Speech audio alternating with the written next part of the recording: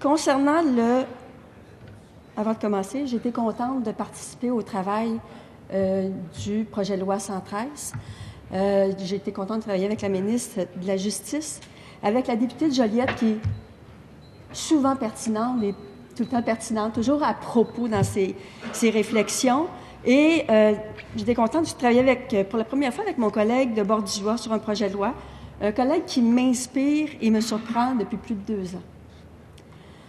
Concernant le présent projet de loi, comme l'ont souligné beaucoup de groupes, il était effectivement attendu depuis plusieurs années. 2 projets de loi l'ont précédé, mais sont demeurés lettres mortes. Entre-temps, un comité de travail a été mis en place suite à l'arrêt Éric et Lola pour revoir le droit de la famille ou, à tout le moins, y réfléchir. Plusieurs juges ont invité les législateurs à mettre à jour le droit de la famille afin qu'il corresponde aux nouvelles réalités. Il faut rappeler que la dernière grande réforme en ce domaine a eu lieu il y a près de 30 ans. Bien des choses ont changé depuis, la réalité des couples, les enfants nés en mariage et hors mariage, la procréation médicalement assistée, le recours aux mères porteuses, tout le questionnement concernant la filiation, l'adoption et ses effets, et j'en passe. Un groupe d'experts, 10 personnes, formé de 10 personnes, présidé par Maître Alain Roy et accompagné d'une équipe ministérielle, ont pendant 2 ans réfléchi, discuté, échangé sur la modernisation du droit de la famille afin de tenir compte des nouvelles réalités. Ce travail s'est conclu par la présentation d'un document intitulé « Pour un droit de la famille adapté aux nouvelles réalités conjugales et familiales ». Un travail fascinant, d'une grande logique et complètement en phase avec nos sociétés d'aujourd'hui. Je dois dire que ce travail fait suite aussi à un autre document qui avait été présenté par Carmen Lavallée en 2007. Donc, on se ramasse 9 ans plus tard avec les mêmes propositions ou sensiblement les mêmes propositions. 2 ans de travail exigeant ont abouti à une proposition de réforme majeure qui aurait mérité qu'on s'y arrête. Cette réforme aurait très bien pu être envisagée dans le cadre d'un travail non partisan, tel que le fut le travail parlementaire dans le dossier de mourir dans la dignité. Il n'est pas trop tard pour y penser et j'invite le gouvernement et la ministre de la Justice à accepter que nous puissions débattre des propositions qui sont présentées par ce groupe d'experts afin que nous puissions moderniser le droit de la famille. Ce travail conjoint avec l'ensemble des parlementaires ne doit jamais être vu dans un cadre de partisanerie, puisque cette réforme doit être vue dans le meilleur intérêt de la population et surtout des enfants.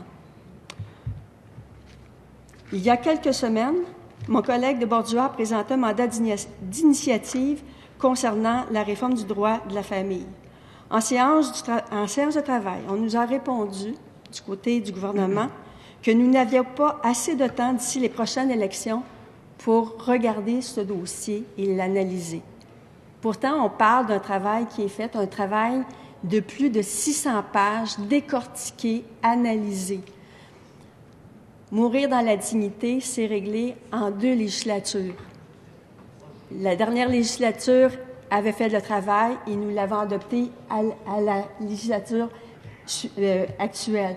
Donc, je ne vois pas comment on peut expliquer qu'on ne touche pas à ce dossier-là parce que ça va être trop long. Une bonne partie du travail, comme je l'ai dit, est déjà fait, plus de 600 pages. 10 personnes compétentes qui ont accompli un travail sérieux de réflexion ont remis un document de plus de 600 pages fouillé, documenté, annoté en juin 2015 et attendent toujours le bon vouloir du gouvernement et de la ministre de la Justice. Leurs propositions méritent qu'on s'y arrête, c'est notre travail, en tout cas, c'est ce qui me semble. Je répète, la ministre devrait saisir cette belle occasion qui lui est offerte. On ne peut faire de la politique dans ce genre de dossier pour lequel l'ensemble des parlementaires doivent travailler dans l'élaboration d'un droit familial moderne qui répond à notre réalité et aux nouveaux enjeux concernant la famille et surtout les enfants.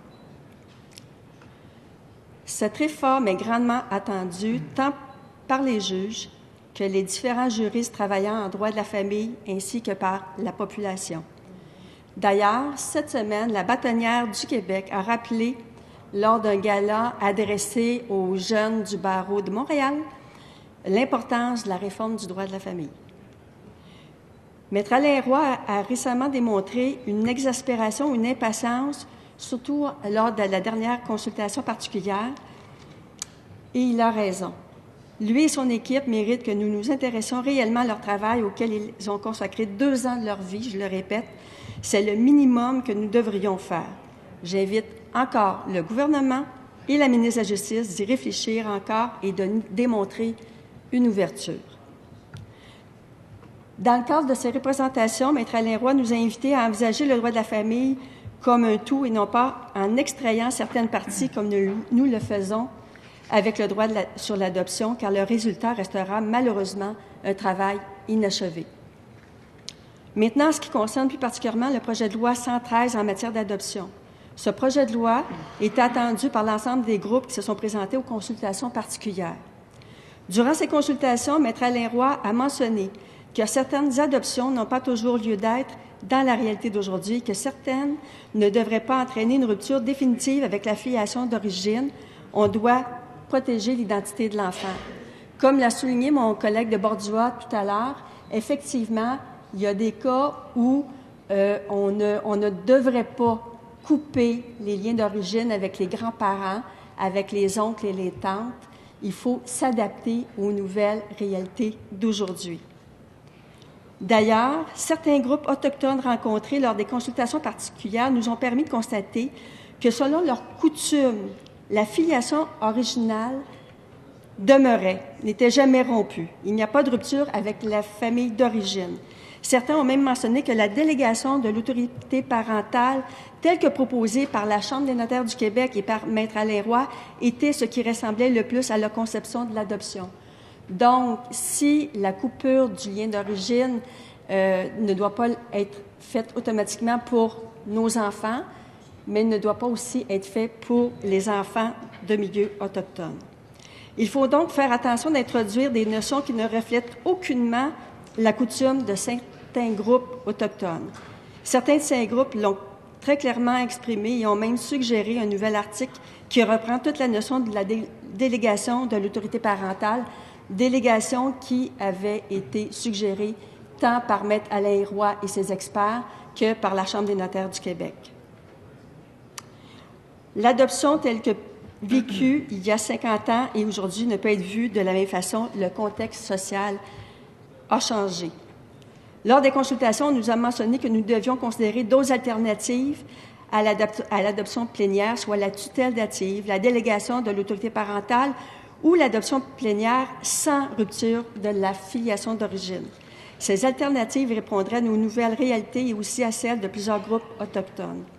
Si nous avions accepté de travailler sur la vaste réforme du droit de la famille telle que proposée par Maître Alain Roy et son équipe d'experts, nous aurions pu répondre adéquatement à ces cas en respectant une certaine logique et en voyant le dossier de l'adoption et de la filiation comme un tout.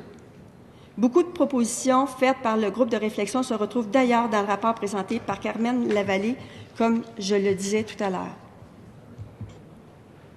Les consultations ont soulevé plein de questionnements.